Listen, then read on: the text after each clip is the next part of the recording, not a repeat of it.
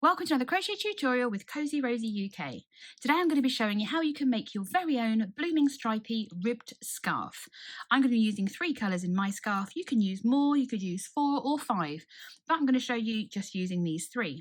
Before we get started, don't forget to hit that subscribe button so that you never miss another one of my crochet tutorials or one of my free crochet patterns ever again. Let's grab the materials that we need to get ourselves started. I'm going to be using a paint box yarn, which is from Lovecrafts. I'll pop an affiliate link into the description box below so that you can get these colours as well. I'm using shade 302, which is a champagne white. I've also got a light grey, I can't remember the exact colour, but the shade number is 303. And I've got my absolute favourite, which is a blush pink, which is 353. All of these yarns are a chunky yarn, which is a bulky weight yarn in America, so a size 5 yarn. And I'm going to be using a 6mm crochet hook, and I've got a pair of scissors because we need to cut our yarns after each pair of rows. So grab all of your materials. You're not going to need a darning needle for this one. So get your hook, get your yarn, and let's get started. You'll also find in the description box a link to my blog post where you can find this pattern written down, all for free. And there's also a printable ad-free version of the crochet pattern that you can purchase either on Etsy or on Ravelry too. All of those links I'll pop below in the description box for you. So in this scarf, I'm going to be starting with the light grey shade, which was shade 303. And the first thing we're going to do is with our crochet hook, we're going to do a slip knot. So you just make a loop and bring your working yarn through that loop to create your slip knot. There is a full description, a full tutorial in the description box for you as well. So once you've got your slip knot onto your size 6mm crochet hook, we're going to start by doing an absurdly long chain. So it's going to be a chain of 202. So to just do a slip knot, you simply bring the yarn over your hook and then bring the yarn through the loop on your hook. And we're going to literally do that 202 times. So that's 1, 2, 3, 4, 5, 6, 7. Don't worry, I'm not going to count all the way with you. What I would say is, hang on, 8. I can stop at an even number, at number 10. What I would say is if you've got a stitch marker, I would highly recommend maybe every 50 or even every 30 rows just to place a stitch marker, so you'd have to count all of your chains all of the way. So as I said, do a chain all the way so you've got a total of 202. That's going to give you a very long scarf. You can obviously do less if you want to do a smaller or a shorter scarf, but this will mean that you'll be able to double wrap your scarf once it's all worn. 13, 14, 15, 16, 17, 18, 19, 20. So a total of 202 chains, and I will meet you once it is all done and we can get cracking on with the rest of this scarf. So a total of 202 chains.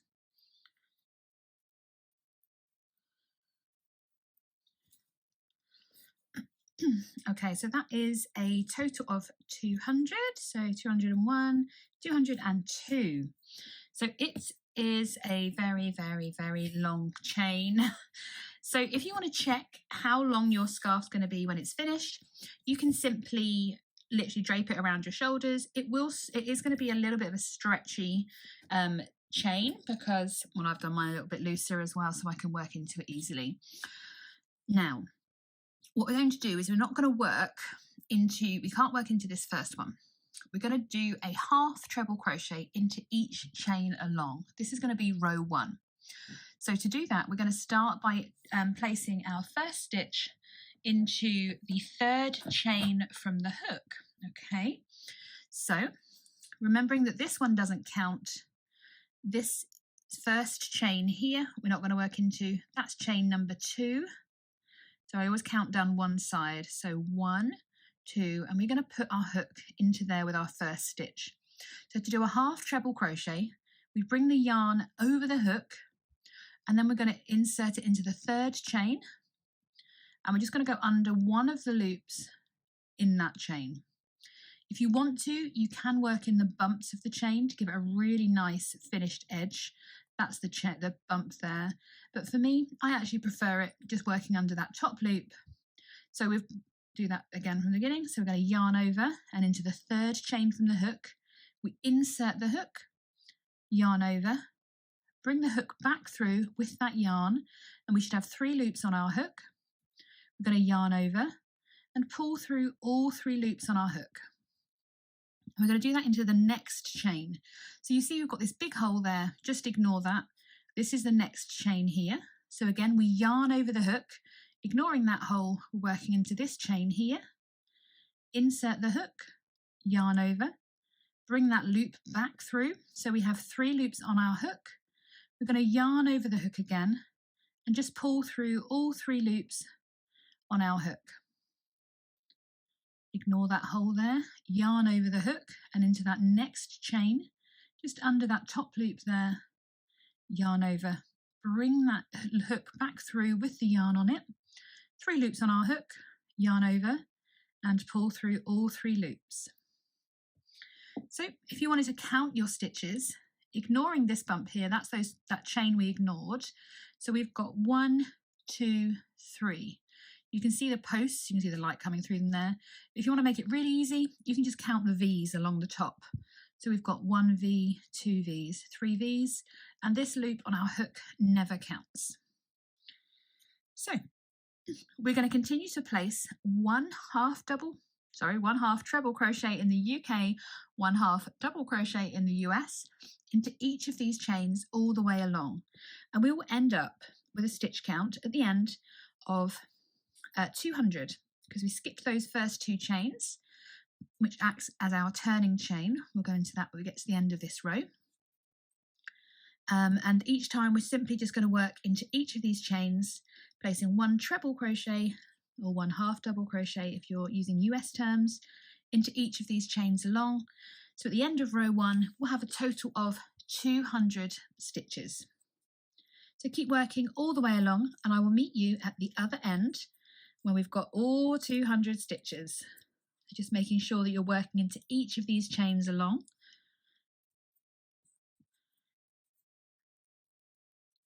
And I'll see you at the end.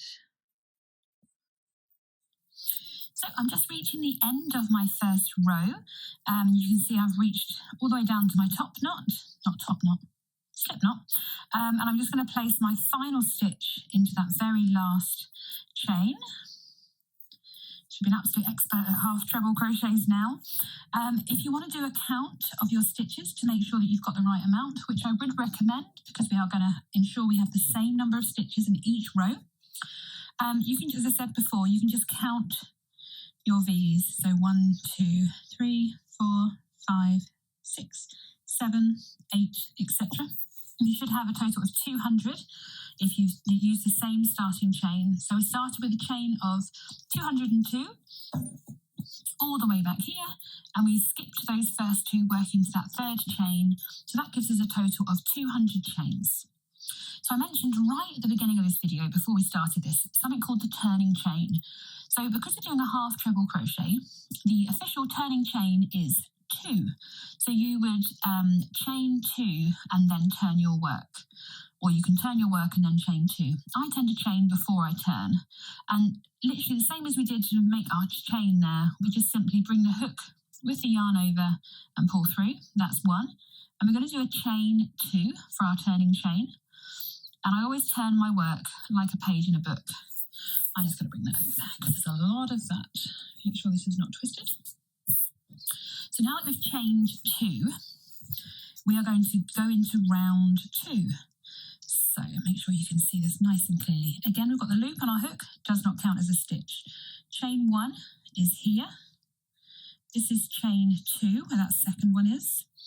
And this is our first stitch. So I'm going to put my thumb over that, and that is stitch number 1. So from the side, you can see you've got this post here and that gap, and that's where you would normally put your hook. But what we're going to do is to create this rib effect is we're going to work into the back loop of our stitch only. And she grabs a darning needle just to show you. So if this is where we would normally put our hook, you can see that we have 2 loops to our stitch. You've got your front stitch, the front loop, which is the one closest to you, and this back loop here, which is the one furthest away. So we need to place our hook just to pick up this back loop. So just as I did with that darning needle, we are going to yarn over the hook, ignore the chain 1, chain 2. This is our first stitch here, and what we're going to do is we are simply going to push, aim for the middle of the stitch. So there's our first stitch. You can see the gap there. We're going to aim for the middle of the stitch. So rather than going in and under, we're going to aim for the middle here and simply push. And it will push it towards the back, and you will pick up just 1 loop of your stitch. We're going to yarn over and bring that hook back through again. So we've got those 3 loops on our hook. We're going to yarn over and pull through all 3 loops. And that leaves that front loop of our stitch unworked. So you can see the hole is slightly different than before. And we're going to do that the whole way down. So again, you can see your next stitch, you'd normally go through under both the loops. We're going to yarn over first and aim for the middle of that stitch, pushing towards the back, picking up just that back loop only, yarn over, bring up your loop, yarn over and pull through all 3 loops on your hook. And again, that front loop gets left unworked. So yarn over, go through the middle of the stitch, pushing towards the back just to pick that back loop up, yarn over, bring a loop up, yarn over and pull through all 3 loops. So this is, you may see this as an abbreviation saying BLO, which is back loop only. So as I said, there is a link in the description box for the written pattern for this crochet pattern, so you can have a look at what the abbreviations look like. So it'll probably say working into BLO, back loop only, half treble crochet or HTR, BLO, back loop only, and it leaves the front loop unworked, giving us that lovely ribbed effect. So just as before, we're going to work into each stitch across. In this case, we're doing work into that back loop only, and we're going to do all 200 of them. We're staying in the same colour. At the end of this row, we are going to change colours, okay?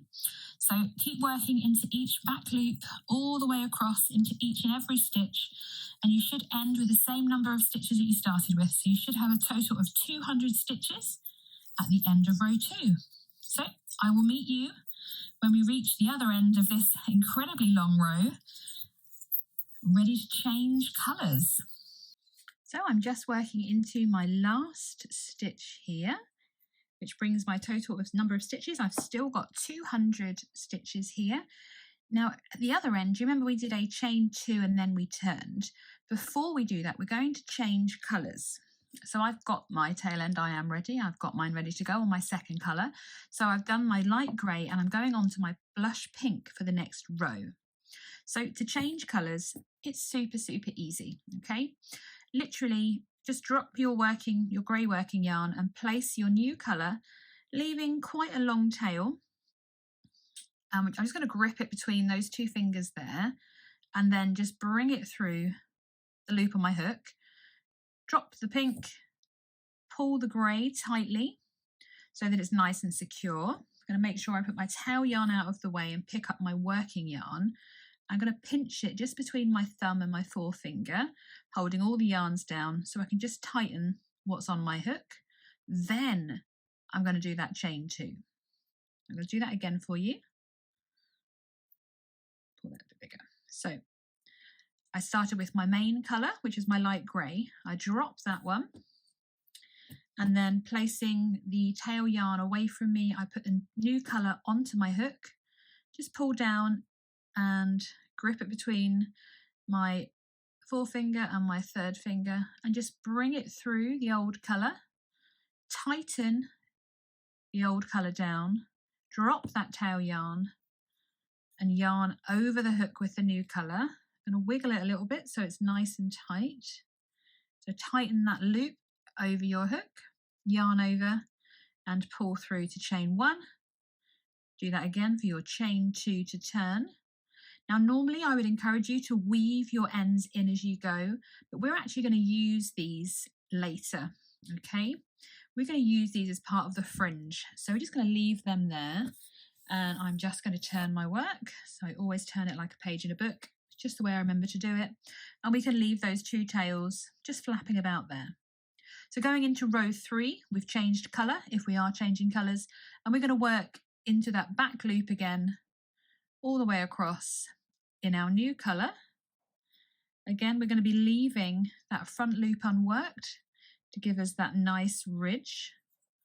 And it's quite easy to recognise your back loops now. You've had, well, 200 stitches so far, all working into that back loop only.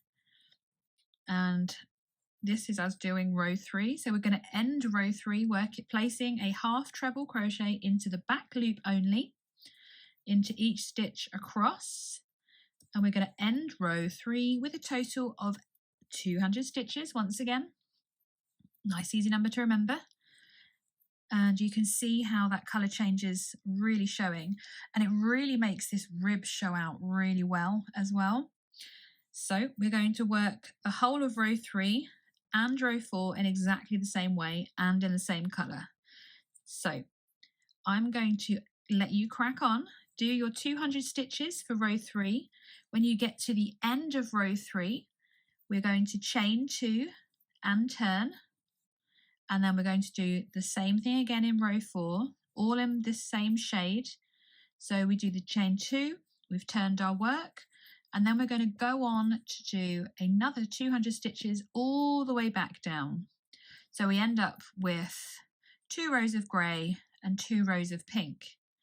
So we're going to change colour every 2 rows. So keep working your way across row 3 and do the same for row 4. So chain 2, turn, and then working into that back loop only, place another 200 half treble crochets into each stitch. And I'm going to meet you at the end of row 4, okay? So by that point you'll have 2 rows of your first colour and 2 rows of your second colour.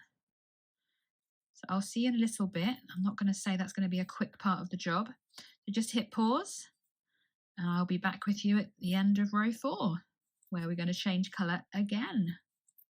Okay, so the last stitch of row 4 for me, just popping that in into the last stitch. There we are. So still got 200 stitches, and you can really start to see the ribbing showing now, which looks really great, don't you think?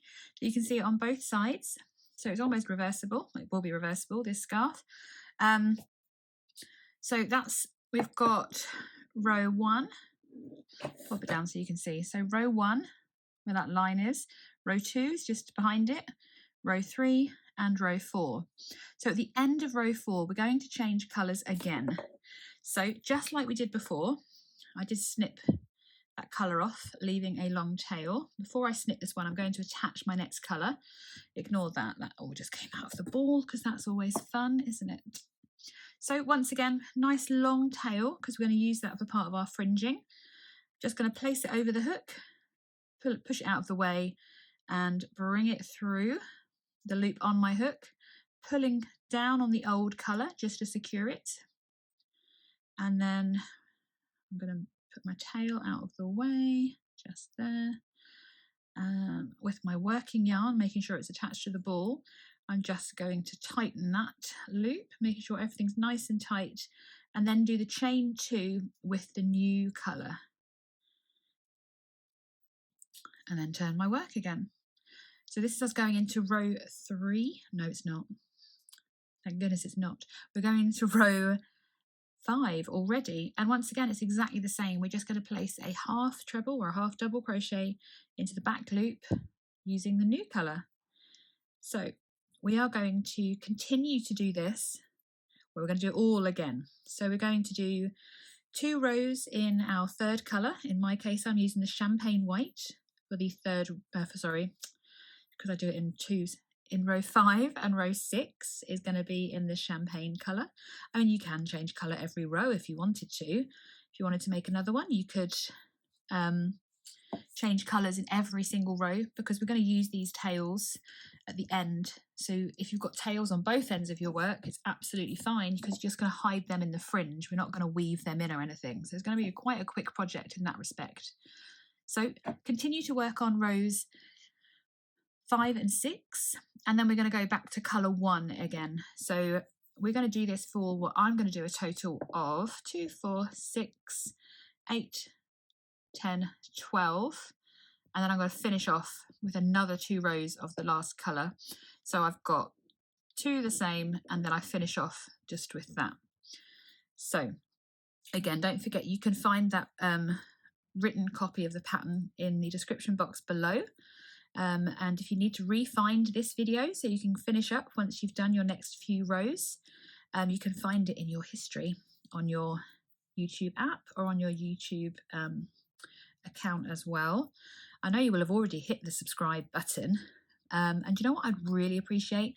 So if you pop in the comments what colours you're using. I'd really love to know what colours you're using on your blooming stripy scarf as well. So pop that in the comment box for me so I know which colours you're making your scarf in, and you can share your progress over on social media too. If you want to tag me in that, you'll find me on Instagram and Facebook using the handle @CozyRosieUK. So keep working on row 5 in your 3rd colour choice, and row 6 is also going to be in the same colour if you're following this pattern. And then when you get back at the end of row 6 down this way, change back to colour 1, do 2 rows in colour 1, change to colour 2, do 2 further rows in colour 2, and then do another 2 rows in your 3rd colour choice. That's why I'm interested to see in the comments what colours you're doing. And then if you want to make it, I make my scarves a little bit wider than most people would, I suppose. I like them nice and wide, nice and long, nice and wide.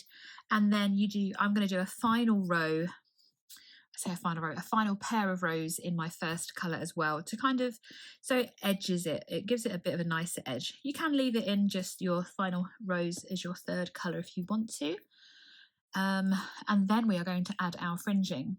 So this is a bit of a trick that I like to do with my fringing, so that it means I'm not the best. I don't enjoy weaving ends in on my projects. I like to make sure, especially if I'm going to gift something, or in my case, I do actually sell my items at craft fairs as well. I like to make sure that they are super secure. Nothing's going to come undone.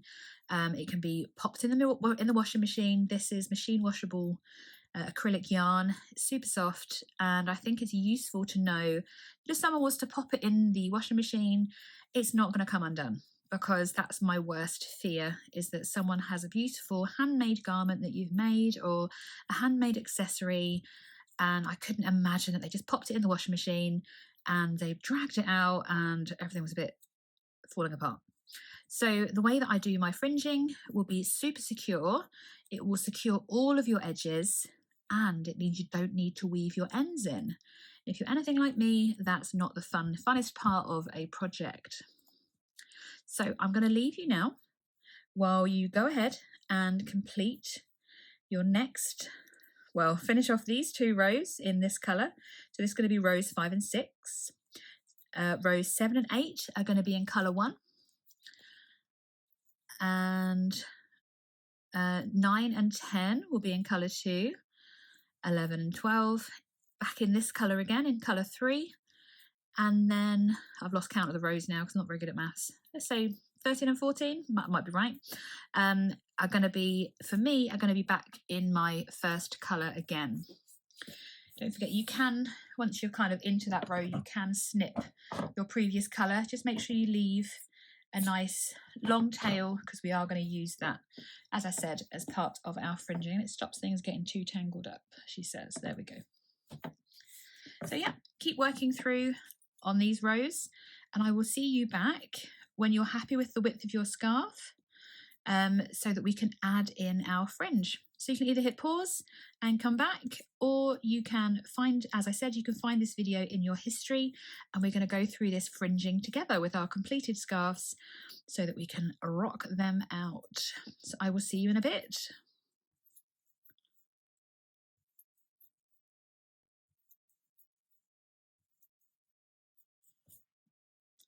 So I finished my scarf. I've got all of my rows here. So this is actually the other side. So this was row 1 and 2, 3, 4, 5, 6, 7, 8, 9, 10, 11, 12, 13 and 14. So I've got 2 rows in each of the colours. And I was running a little bit low on the main colour, so the one with the 3 stripes. So just be careful that you've got enough to create your tassels. If you haven't, you can always mix your colours of your tassels in here as well, or your fringing in as well. So what you're going to need, I'm going to flip the other side. That was the easy edge. This is the edge where we've done all these colour changes. And I've left these strands here because I'm going to weave these in to our fringing. So the first thing I want us to do is we're going to secure these ends. Very simply, we're just going to tie them gently, just a double knot, so that we can hide them in with our fringe as we add that. So this is just going to stop our scarf ever unraveling. I mentioned before that even when I'm making for my actual crochet stall, I like to make sure that things will never come undone, because there is nothing worse than you gifting something and it being popped into the washing machine, because this yarn is washable. It's 100% acrylic, so it can go in the washing machine, and you'd hate to think that something you've gifted to someone will end up in the machine and then all of a sudden it is coming apart. So you notice that I'm tying together the same colours, and where that is knotting is kind of in the middle of our ribbing, and that's where we're going to be placing our fringing, in between each, in like the middle of the colour. So we're going to place a fringe in the middle of each of these. Just make sure they're all tied, and this one that's on its own, we're just going to secure that on itself. There we go. So they are all secured. Okay, so let's get prepared for our fringing. What we're going to need is a hard book, so it doesn't bend at all, and ideally one that's got a bit of a ridge in it so you can run your scissors through it. So what I did on this end was I placed 4 strands of each colour. So you'll see you've got 1, 2, you've only got 3 on that one. So 3 strands, or 3 or 4 strands on each of these. And we're going to need, 4, 8, 12 in the main colour, and then 8 on each for each end of the scarf. So if you're good at maths, you can work that out, because we're going to do them the very, very quick way, so they're all the same length. I've already done my greys, they're already here ready and waiting. So I'm going to show you how to do the pink. Grab your hard book and just hold that with your thumb, and you're just going to run your yarn around your book. Obviously keeping count, which I haven't. 1, 2, 3, 4, 5, 6, 7, 8, 9, 10, 11, 12, 13, 14, 15, 16, so that's 8 for each end. They're all going to be pretty much the same length, so it's going to save us trimming at the end. So you can see it's wrapped around, they're all the same length, and as you can see, you can just get your scissors under there. Just going to snip this long end off first, and then I'm just going to run my scissors on the inside and cut all of those pretty much at the same time. Bring our book to one side. There are all your strands for your fringing, and they're all pretty much the same length. So I'm going to put those to one side. I've got my cream ready as well. So let's start attaching this fringing. We're going to start with the main colour. So you are going to need your crochet hook still. So I've still got my size 6 crochet hook, and I'm simply going to place it just above that knot in the middle of this stitch here. So it's a little bit into the front, into the scarf, because we want it to be a good solid feature. Okay, I'm going to grab 3 strands, all of the same colour. You can mix and match them if you'd like to make it a bit more of an interesting fringe, and then try and get all the ends to be the same size and just fold it in half. Simple as that. With that through on your crochet hook, slide it onto your crochet hook, and I kind of secure it in my hand there, and with my fingers just bring the hook through to create a loop.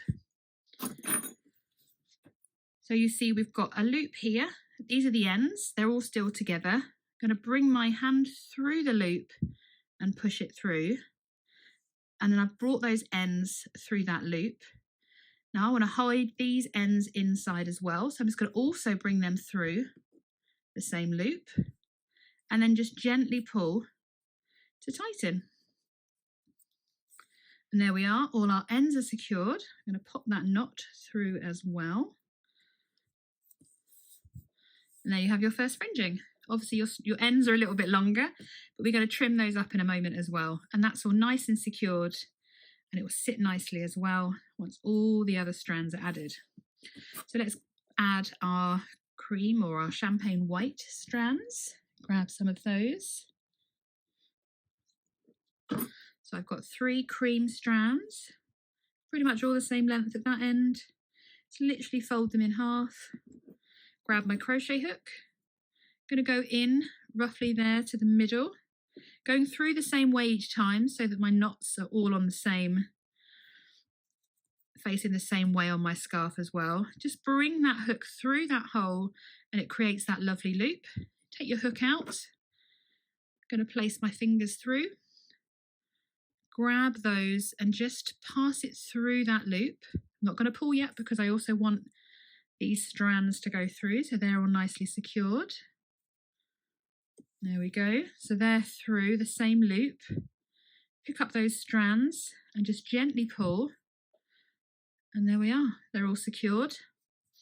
All our knots are facing the same way. And it's turning into quite a nice fringe. So the next colour is pink. So just work out where you're popping your hook through. Get your 4 strands, three or 4 strands, however thick you want your fringing to be. It's entirely up to you. Check they're all pretty much the same length and fold in half. Just bring it back through with your hook, making sure you've caught all of those. If you don't catch all of them, just start again. Take my hook out of the way. Bring those strands through that loop. And I'm going to grab those ends wherever they've gone. There they are. And I'm going to bring those through the same loop. One's on one side, one's on the other. Just bring that through as well. Just gently pull to secure all those strands for our fringe. There we go. Doesn't take long. And we can just continue to work all the way down, adding our strands on, making sure that all the knots are on the same side. I'm not happy with that at all. Oh, there we go. That's a bit better. You can play around with them. You can loosen them if you can undo them if you need to. Just pull on the knot and you can undo it if you need to make it a bit neater or a bit tighter. But once they're all added, I'm going to show you the ultimate trick of getting the straightest strands and the neatest finish. So carry on and add all of your strands and I'll meet you back when they're all done. So one of the things that I really like to do when I've finished my fringing is I don't like it when it's a bit wavy like that. So I treated myself to a Tefal Access Steam, and it is literally a steamer, so like a steam iron. You can use a normal iron, but this I think is a little bit more easy to control. Plus it heats up in absolutely seconds. You simply press that, and when it stops flashing, it will release steam from here. It only takes 45 seconds to warm up. And providing you're using the right wool, please check the yarn that you're using allows you to put heat or steam near your yarn, and it makes it a lot straighter. So if I compare these two ends, you can see which ones have been steamed and which ones haven't. We are still flashing, just waiting for that to warm up. And all you have to do is literally just wave it in front of the steam until it gets a bit heated gently. Don't put it on the metal because it will melt any yarn. And obviously if you're using an actual wool, I wouldn't recommend this. You can just spray it damp and then kind of gently tease them to be straight as well. So I'm just going to click this little button under here, and it holds down and just releases continuous steam. I'm just going to kind of jingle jangle and straighten out here. Obviously take great care when you're near steam. It is of course boiling water at the end of the day, but you can see how much straighter they look already. And it's just to gently tease them straight. I don't go too close because it is rather warm, but it will give you the straightest fringe you've ever had on a scarf, I can assure you. So you can see the difference in that already.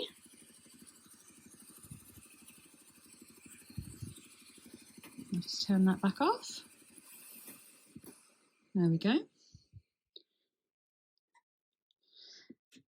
Move that out of the way because that's now incredibly warm. And you can see it's straightened all of those strands nicely, which means the next step of us actually trimming our ends to get a nice clean edge is going to be a lot easier.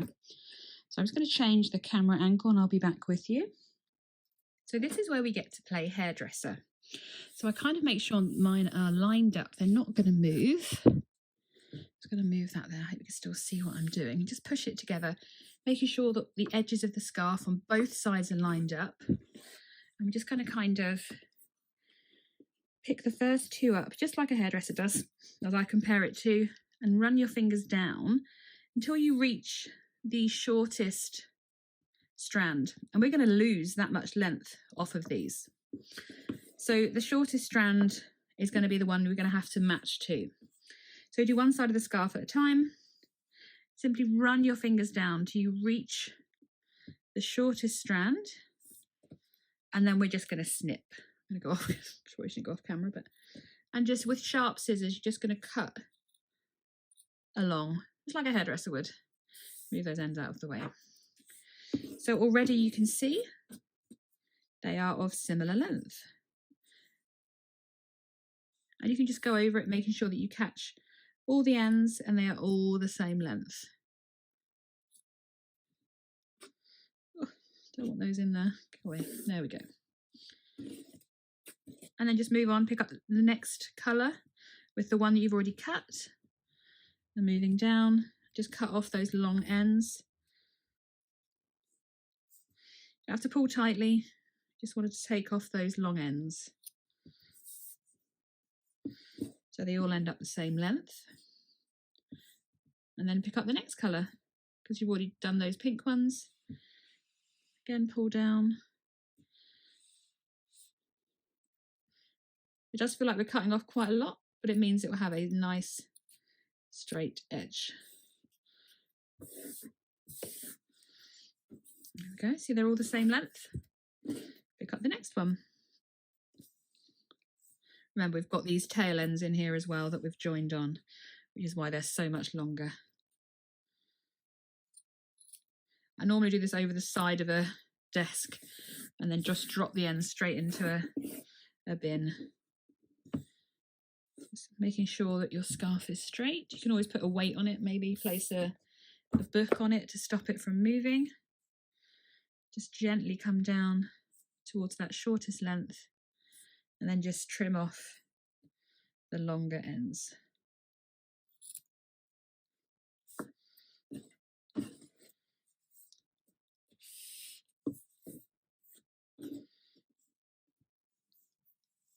Get a bit overly cautious here about cutting off too much, so just keep checking that it matches that first side that you did, because obviously any movement will make them slightly longer.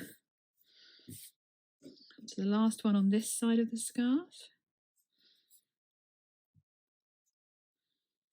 Okay, snip those off.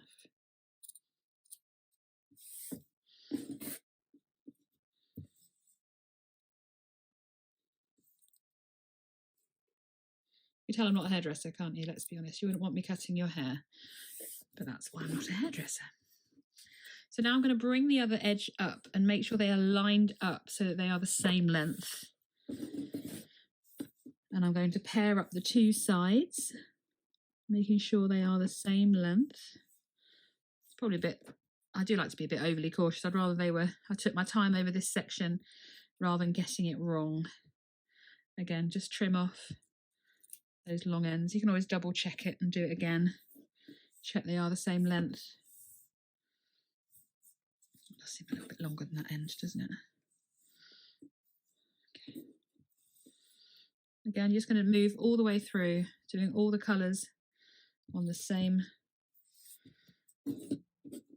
until they are all the same length. This is the last step to completing your blooming rippled ribbed scarf. So I hope that you have enjoyed this tutorial. I hope that you've learned lots of lovely techniques. Pop in the comment box once you're all completed. Don't forget to tag me on social media on your completed projects so that we can all celebrate your success of your completion. Watch me hack all of these off. It's going to be the funnest bit though, I'm sure. It's been an absolute pleasure to have you here with me today to complete your scarf. As I said, don't forget to hit that subscribe button so you never miss another one of my crochet tutorials again. And there are lots more coming, there always are. And I will hopefully catch up with you soon. You can find me over on Instagram as well, so we can kind of get chatting over there as well. So thank you once again for joining me. I hope you've enjoyed making your blooming rippled scarf. It's so squishy. And I'll see you again soon.